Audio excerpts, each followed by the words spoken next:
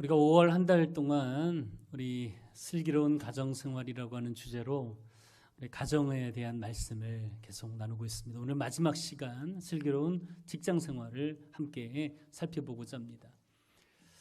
가정이 행복해지고 가정이 그 믿음 안에서 은혜롭기 위해서는 이 직장생활이 행복해지고 건강해져야만 합니다.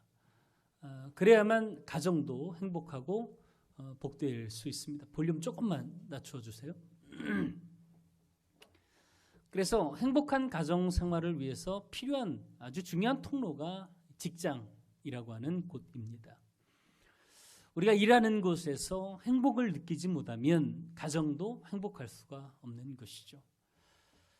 성경은 이 직장에 대해서 어떤 관점으로 우리에게 말씀하고 있을까? 1937년 만들어진 만화 영화가 있습니다. 세계 최초로 장편 애니메이션을 만들어서 세계 시장에 내놓았던 작품이 백설공주라고 하는 작품입니다. 세계적인 관심과 사랑을 많이 받았고 지금도 만화책으로 애니메이션으로 많은 곳에서 인기를 끌고 있는 그런 작품이기도 하지만 흥미로운 것은 이 영화에는 1930년 초에 세계 경제 대공황이 찾아왔을 때에 많은 사람들이 이 노동에 대한 의욕을 상실했어요. 일을 하기 싫어하는 거예요. 내가 열심히 일을 해도 하루 먹고 살기도 버거울 정도로 임금이 낮은 현상을 경험하게 되다 보니까 일에 대한 의욕이 생기지 않는 거예요. 내가 하루 종일 일해도 하루 먹고 살기도 힘든데 뭐로 일을 해야 되나, 이런 생각들로 팽배해진 시기에 이 백설공주라고 하는 작품은 노동에 대한 신성함을 가르치기 위한 계몽적인 차원에서 의도적으로 만들어진 영화였다는 사실입니다. 작품을 좀 살펴보면 그렇습니다. 계모의 위협을 피해서 숲으로 백설공주가 도망을 가죠. 그곳에서 난장이들이 살고 있는 오두막집을 발견하게 됩니다. 그 집에 살면서 이 공주는 이 백설공주라고 하는 신분에도 불구하고 열심히 일을 하죠. 청소도 하고 빨래도 하고, 난장이들이 이 탄광에서 열심히 일하고 저녁 늦게 돌아올 때 그 때를 대비해서 음식도 만들어가지고 잘 대접해주고, 지금까지 생각했던 공주의 이미지와는 전혀 다른 모습을 보여주고 있습니다. 사실 공주하면 예쁜 옷 입고 드레스 입고 옷자락 살짝 들고 도도하게 걸어다니면서 시키는 게 공주의 이미지였죠. 입으로 다 하는 게 공주입니다. 근데 백설공주라고 하는 작품에는 그런 모습이 전혀 드러나지 않습니다. 오히려 열심히 팔 걷어붙이고 청소하고 일하고 빨래하고 음식 준비해서 난장이들을 잘 대접하고 그러는 것이 가장 큰 기쁨이었다는 것이죠. 이 작품에 보면 백설공주가 청소하면서 부르는 노래가 있습니다. 가사를 보면 참 재밌습니다. 일하며 휘파람을 불어요. 그럼 모두 즐겁게 정돈할 수 있지요. 다 함께 흥겨운 가락을 중얼대요. 발걸음을 맞출 노래가 있다면 오래 걸리지는 않을 거예요. 방을 청소하면서 빗자루가 당신이 사랑하는 어떤 일이라고 상상해봐요. 그럼 가락에 맞춰 춤을 추고 있는 당신을 발견하게 될 거예요. 청소하면서 빗자루질을 하면서 너무도 즐거워하는 그런 모습을 그려주고 있습니다. 그러니까 기존에 있던 이 공주라고 하는 이 상식을 깨어버린 거죠. 말만 하는, 지시하는 입장의 공주가 아니라 진정 백설공주의 아름다움은 일하면서 땀을 흘리면서 드러나는 아름다움이다 라고 말해주고 있는 것입니다.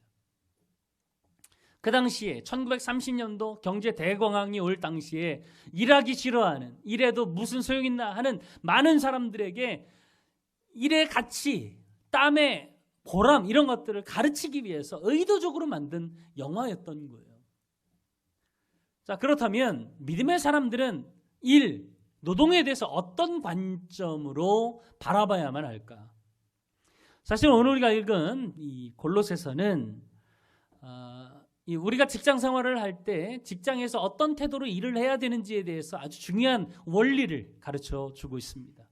그리스도인들에게는 최고의 영광이 교회에서 예배를 드리는 것으로 끝나지 않습니다. 월요일부터 금요일까지 대부분의 시간을 보내는 직장에서, 가정에서 드러나야 된다는 것입니다.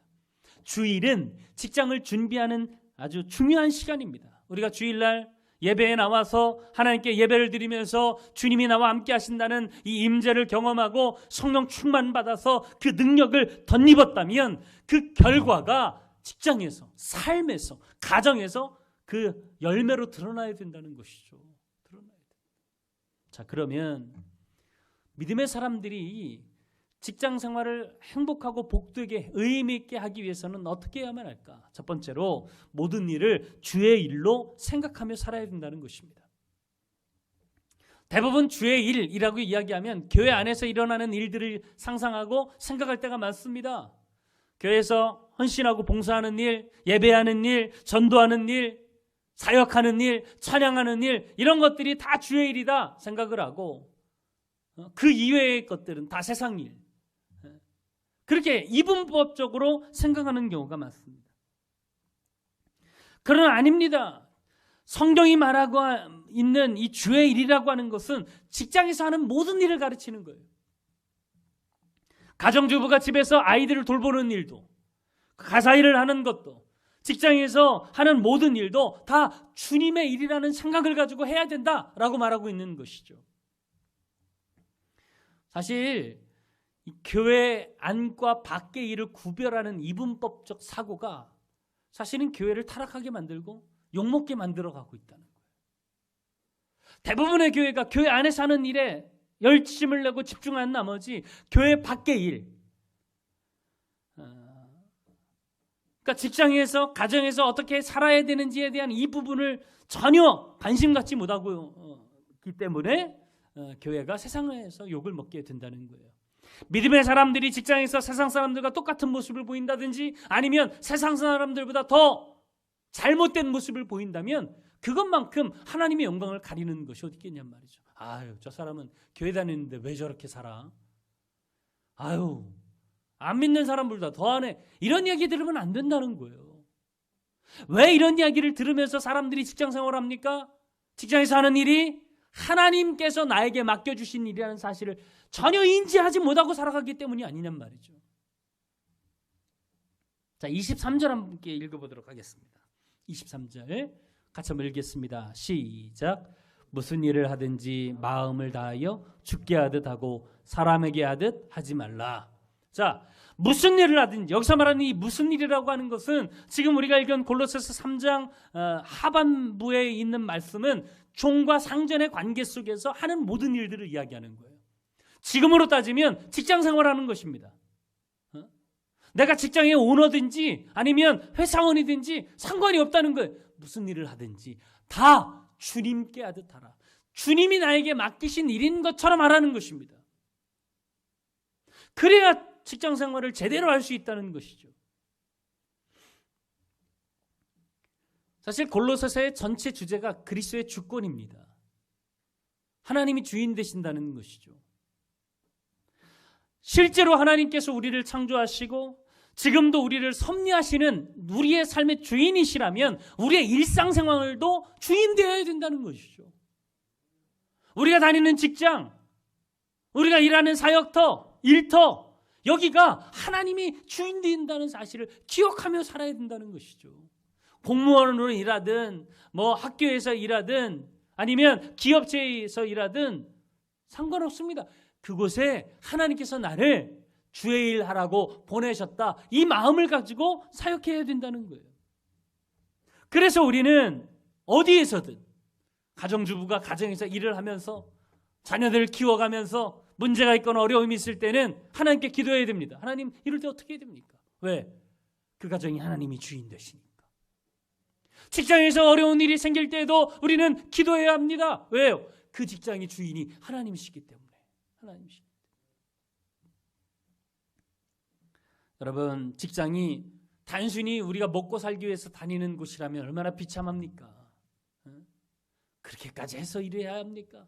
이런 생각이 들 때가 얼마나 많습니까? 그런데 주님이 주인인 되셔서 그곳을 나에게 맡겨주셨다. 그래서 그곳이 나의 직장 선교센터다라는 믿음을 가지고 그곳에 있다면 오히려 그곳은 하나님이 역사하시는 장이 될 것이고 뿌듯하게 주님을 위해 헌신하는 복된 현장이 될 줄 믿습니다. 그런 의식을 가지고 살아가야 된다는 것이죠. 두 번째로 하나님을 의식하고 일해야 된다는 것입니다. 자, 22절을 함께 좀 읽어볼까요? 22절 같이 읽겠습니다. 22절 말씀 시작. 종들아 모든 일에 육신의 상전들에게 순종하되 사람을 기쁘게 하는 자와 같이 성실한 마음으로 하라. 아멘. 자, 눈가림이라고 하는 표현을 지금 쓰고 있는데 눈가림이라는 게 뭐냐면 영어 성경에 보면 아이 서비스예요. 눈으로 볼 때만 서비스 봉사한다는 의미예요. 그러니까 눈치 보는 사람들을 이야기하는 거죠. 사람들이 볼 때는 열심히 하는 것 같고요. 안 볼 때는 그냥 설렁설렁하고. 그러면 안 된다는 것입니다. 하나님을 늘 의식하며 살아야 된다는 거예요. 하나님이 지금 나를 지켜보고 계신다는 마음을 가지고 그렇게 직장에서 일을 해야 된다라고 말하고 있는 것이죠. 사람이 볼 때 일하면 사람의 칭찬은 받을지 모릅니다. 그러나 하나님은 다 아시는 거예요. 하나님은 우리의 눈으로 보이지 않습니다. 그러나 어디에나 계십니다. 그 하나님을 늘 의식하며 성실하게 일하라고 성경은 가르치고 있는 것이죠. 성경이 말하는 주인의식은 어디서나 무엇을 하든지 나를 보시는 하나님을 의식하며 그분 앞에서 일하는 것처럼 그렇게 살아라. 그게 진짜 성경이 말하는 주인의식입니다. 저 여러분이 그런 의식 갖고 살아갈 수 있기를 간절히 바랍니다. 초대교회 아니요 중세시대에 이 종교개혁을 일으켰던 종교개혁자들이 가장 기치로 내걸었던 이 프레이즈가 무엇입니까? 다른 게 아닙니다. 코람데오입니다. 코람데오. 하나님 앞에서라고 하는 단어를 가장 중점적으로 외치며 살았습니다. 무슨 일을 하든지 하나님 앞에서 하는 것처럼 해라. 하나님 앞에서 하는 것처럼 해라. 실제로 하나님께서 아브라함에게 나타나셨을 때 아브라함에게 요구하신 것이 무엇이었습니까? 창세기 17장 1절 말씀 같이 한번 좀 볼까요? 창세기 17장 2절 시작. 아브라함이 99세 때에 여호와께서 아브라함에게 나타나셔서 그에게 이르시되 나는 전능한 하나님이라 너는 내 앞에서 행하여 완전하라. 아멘. 너는 내 앞에서 행하여 완전하라는 거예요. 이 말이 무슨 뜻입니까? 하나님 앞이라고 생각하고 행동하며 살으라는 거예요. 하나님 앞이라고 생각하고 행동하며 살으라. 그럼 실제로 우리가 직장 생활하면서 이 직장에 하나님이 지금 계신다. 이 믿음을 가지고 일을 한다면 대충대충 할까요? 사람 볼 때만 열심히 하는 것처럼 할까요? 아니죠. 더 성실하게 더 열심히 일하지 않겠냔 말이에요. 바울은 이런 의식은 직장인들에게만이 아니라 고용주에게도 오너에게도 필요하다라고 말씀하고 있는 것입니다. 골로새서 4장 1절 말씀도 한번 보십시오. 상전들아 의와 공평을 종들에게 베풀지니 너희에게도 하늘의 상전이 계심을 알지어다. 회사에서 네가 오너인 줄 알지만 네가 주인인 것 같지만 하늘의 주인이 따로 있다는 거예요. 하늘의 주인이 따로 있다. 그러니까 고용인들은 일꾼들을 함부로 대하지 말라는 거예요. 의롭게 대하고 공평하게 대해라. 공평하게 대해라. 왜? 이 직장도 하나님이 나에게 허락하신 하나님의 일터이고 하나님의 현장이라는 생각을 가지고 살아야 된다는 거예요.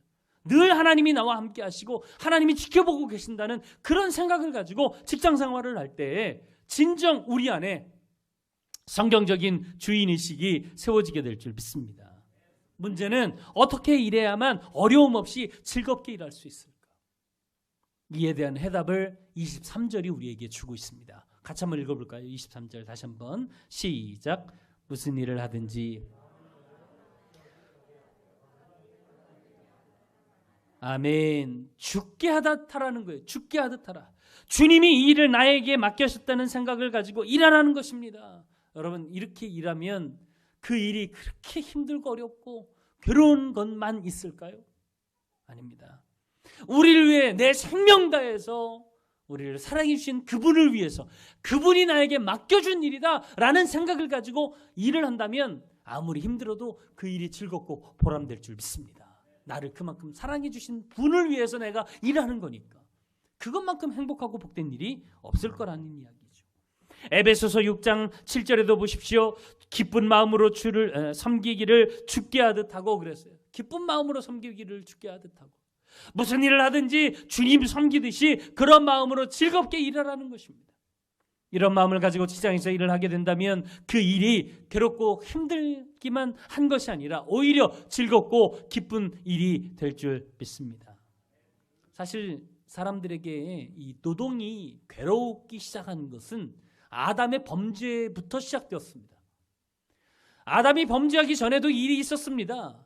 뭐 이름 짓고 수확하고 이건 일이 아닙니까? 근데 그 전까지는 그 일이 너무도 즐거웠습니다. 근데 범죄하고 나서는 이 일이 고통이 되고 힘든 일이 되었다는 거죠. 근데 여러분, 우리는 어떻습니까? 예수님을 믿는 그 순간 우리는 하나님 앞에서 모든 죄를 사함받고 해결받은 구원자라는 거예요. 하나님의 자녀가 되었다는 거예요. 그러니까 더 이상 죄 때문에 우리의 일이 힘들 필요가 없어지게 되었던 것이죠. 그렇다면 우리의 일은, 우리의 이 사역의 현장은 즐겁고 그 기쁜 하나님과 동행하는 그런 선교의 터전이 될 수 있지 않겠냔 말이죠. 무엇보다 하나님이 보고 계신다는 생각을 가지고 누가 보든 보지 않든 성실하게 일하는 저 여러분 될 수 있기를 간절히 바랍니다. 능력은 세상 사람들보다 좀 떨어질지 몰라요. 학력은 다른 사람들보다 뒤처질지 모르지만 적어도 믿음의 사람들이라면 성실한 만큼은 뒤처지지 않길 간절히 바랍니다. 세상 사람들은 누구에게 잘 보이기 위해서, 줄을 타기 위해서 열심히 일하지만 적어도 믿음의 사람들은 하나님 앞에서 하나님 보신다는 이 생각을 가지고 사람들이 보든 보지 않든 인정하든 인정하지 않든 그렇게 열심히 일한다면 하나님도 인정해 주실 것이고 사람들도 그 모습에 감동하게 될 줄 믿습니다. 마지막으로 세 번째, 주님의 보상을 기대하고 일해야 된다는 것입니다. 자, 24절 한번 읽어볼까요? 24절 같이 한번 읽겠습니다. 시작. 이는 기업의 상을 주께 받을 줄 아나니 너희는 주 그리스도를 섬기느니라. 아멘. 자, 우리가 직장 생활에서 최선을 다해 일하면 그렇게 일한다고 누가 알아주느냐? 이런 말로 소위 힘을 빼는 사람들이 있습니다. 아이고, 뭐를 그렇게 열심히 일해? 누가 알아준다고 일해? 하나님이 알아주십니다. 하나님. 믿음의 사람들은 그 확신이 있어야 되는 거예요. 사람들이 보고 알아주지 않다 할지라도 하나님이 보시고 보상해 주시고 축복해 주신다는 이 믿음을 가지고 사람들 보든 보지 않든 열심히 성실하게 일할 수 있는 저와 여러분 되기를 간절히 바랍니다. 중요한 것은 하나님의 보상의 기준이 뭐냐는 거예요. 아무나 상 줍니까? 아무나 다 보상해 줍니까? 아닙니다. 하나님의 기준에 맞는 사람이 되어야 된다는 거예요. 자, 직장에서 우리가 일을 하면서 어떤 기준에 합격해야 하나님 앞에 보상을 받고 하나님 앞에 칭찬을 받을 수 있을까? 그것에 대해서 25절은 우리에게 이렇게 얘기해 줍니다. 같이 한번 볼까요? 25절 시작. 불의를 행하는 자는 불의의 보응을 받으리니 주는 사람을 외모로 취하심이 없느니라. 아멘. 불의를 행하는 자는 불의의 보상을 받는다. 이야기는 다른 말로 이야기하면 의를 행하는 사람은 의의 상급이 있다는 이야기예요. 의의 상급이 있다. 왜 바울은 상급을 말하면서 불의에 대해서 먼저 이야기할까? 여러분, 우리가 세상에서 살아간다고요? 세상 사람들과 똑같이 일하면 안 됩니다. 세상 사람들 줄 선다고 거기에 동요되면 안 됩니다. 힘 있고 빽 있는 사람 줄 잡아서 승진하고 성공하면 하나님 보시기에는 어떻겠습니까? 이건 불의입니다. 결코 불의를 써서는 안 돼요. 뒷돈 줘가지고 성공, 여러분 그건 안 돼요. 하나님이 보고 계신다는 거예요. 하나님이 보고 계신다. 주님의 상급은 의로움과 관련이 있는 거예요. 우리가 하나님 보시기에 떳떳하게 하나님 뜻대로 그렇게 정말 어떻게 보면 세상 사람들이 볼 때는 아유 고지식하다 이야기할 정도로 바르게 그렇게 살아가는 그런 사람을 하나님은 축복해 주시는 줄 믿습니다. 또 나의 상급이 뭐냐면 성실함이에요. 누가 보든 보지 않든 열심히 일하는 거예요. 하나님 보시기에 성실하다 그것에 합격하는 사람에게 하나님은 놀라운 축복과 은혜를 부으시는 줄 믿습니다. 왜요? 사람들은 몰라줘도 하나님은 아시니까. 하나님은 아시니까. 중소기업에 다니는 이 사람이 있었습니다. 믿음 참 좋은 사람이었습니다. 열심히 일을 해서 많은 사람들에게 인정도 받았습니다. 근데 한순간 오해를 받아서 코너에 몰렸다고 합니다. 자기 동료가 실수를 한 걸, 자기가 실수한 걸로 사람들이 그렇게 판단을 해서 막 코너에 몬 거예요.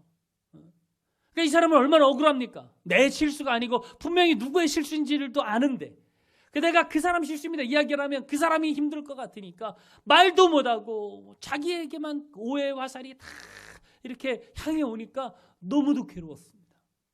하루는 집에 와서 막 괴롭다는 이야기를 아내한테 하니까 기도 많이 하는 아내가 이런 이야기를 했대요. 너무 힘들겠네요. 그러나 하나님이 아시고 제가 알아요. 힘내세요. 하나님이 아시잖아요. 하나님이 아시잖아요. 이 말에 용기를 얻고요. 끝까지 침묵을 지키면서 열심히 자기의 할 일을 했다고 합니다. 더 이상 안 될 것 같으니까, 더 이상 회사에서 다닐 수 없는 지경에 이르렀을 때 이분이 편지 한 통을 써서 사장님에게 드렸다고 합니다. 사장님, 저에게 진짜 책임 있다고 판단하신다면 말씀해 주십시오. 제가 모든 책임을 지고 물러나겠습니다. 그러나 사장님께서 지금까지 저를 신뢰해 주셨던 것처럼 이번에도 저를 믿어주시지 않겠습니까? 제가 믿는 하나님은 모든 것을 다 아십니다. 이렇게 적어서 사장님 책상에 올려놨대요. 얼마 후에 사건이 전모가 드러났습니다. 이 사람의 잘못이 아니고 동료의 잘못이었다는 사실이 드러났습니다. 그럼에도 불구하고 끝까지 이야기하지 아니하고 침묵을 지켰던 이 사람은 주가가 확 올라가고요. 오히려 다른 사람에게 코너를 물 때까지 아무 말도 안 했던 이 사람은 회사를 그만두게 되는 일이 일어나게 되죠. 나중에 이 사장님이 건강이 좋지 않아서 자기 회사를 누구에게 물려줄까 생각을 하다가 이 사람이 생각납니다. 그래서 그 사람 불러다가 내가 건강이 좋지 않아서 회사를 아주 좋은 가격에 넘길 테니까 네가 좀 잘해봐. 그래서요, 그 다음에 이 회사 사장님이 되었답니다. 사장님이 되었대요. 그리고서 자기 명함을 처음 만들었는데 자기 명함 뒤편에 이런 문구를 적었다고 합니다. 하나님이 모든 것을 아십니다. 하나님이 모든 것을 아십니다. 여러분, 아무리 억울한 일을 당하고 힘든 일을 당해도 주님은 아십니다. 이 믿음 가지고 하나님이 보살해 줄 것을 기대하면서 끝까지 불의를 행하지 아니하고 성실하게 일했더니 하나님이 축복해 주셔서 사장까지 되시더라는 거예요. 사장까지 되더라고요. 여러분, 우리도 힘들고 어려울 때마다 이 땅의 상급보다 하늘의 상급 바라보면서 최선을 다해 살아가는 저와 여러분 될 수 있기를 간절히 바랍니다. 그런 사람들이 오히려 더 당당하게 믿음으로 직장생활에서 승리하게 될 줄 믿습니다. 말씀을 시작하면서 제가 백설공주 얘기를 여러분에게 소개시켜 드렸는데, 이 백설공주의 이야기 속에서 이 직장에 관련해서 이 백설공주만 드러나는 것이 아니었습니다. 7 난장이의 이야기도 아주 잘 드러나 있습니다. 7 난장이는 소위 말하면 장애를 갖고 있는 사람이었습니다. 키가 그냥 작은 게 아니에요. 다른 사람과 동화되지 못할 정도로 키가 작은 난장이들이 7명이 함께 모여 살고 있는 것입니다. 사회에서도 동떨어져 습속 깊은 곳에서 사람들이 사람 취급 안 하니까요, 자기들끼리 모여서 살고 있는 것입니다.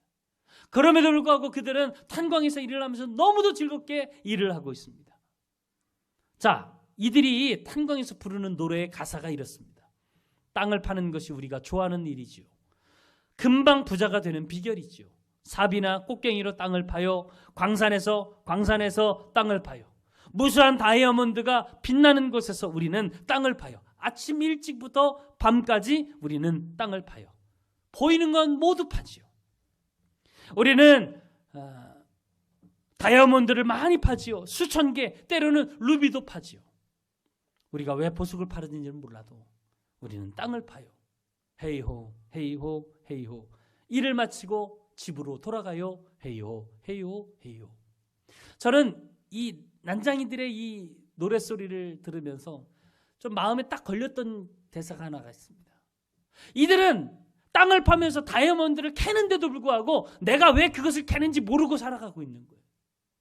아무 의미 없이 습관적으로 그냥 그렇게 살아가고 있는 것입니다. 사실 우리도 그런 일들이 있지 않습니까?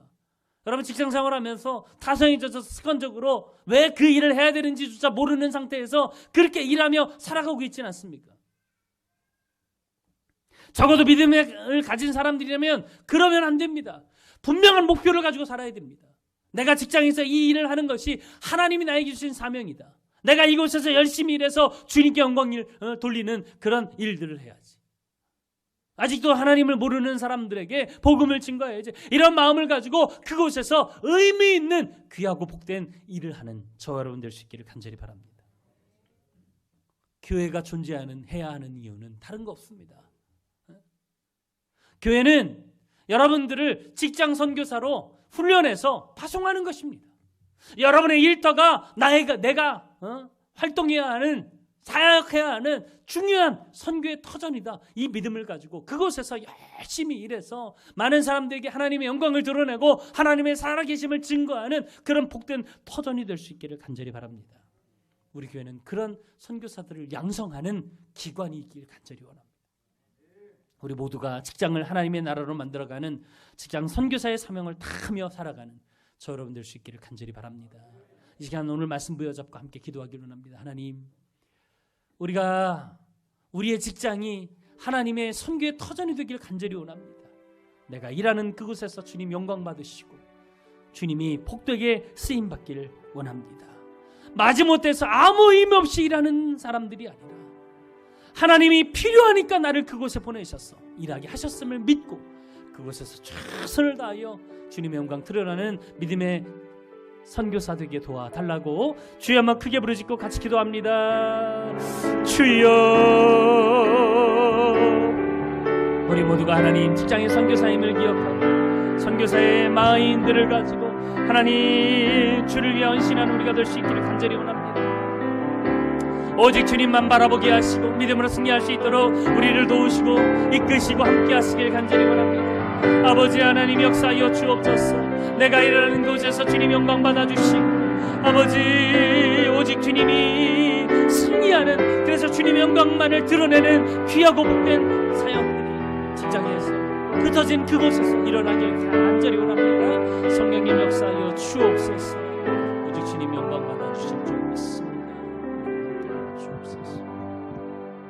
살아계신 하나님, 우리의 일터는, 우리의 선교의 터전은 직장이고 가정이고 삶의 현장인 줄 믿습니다.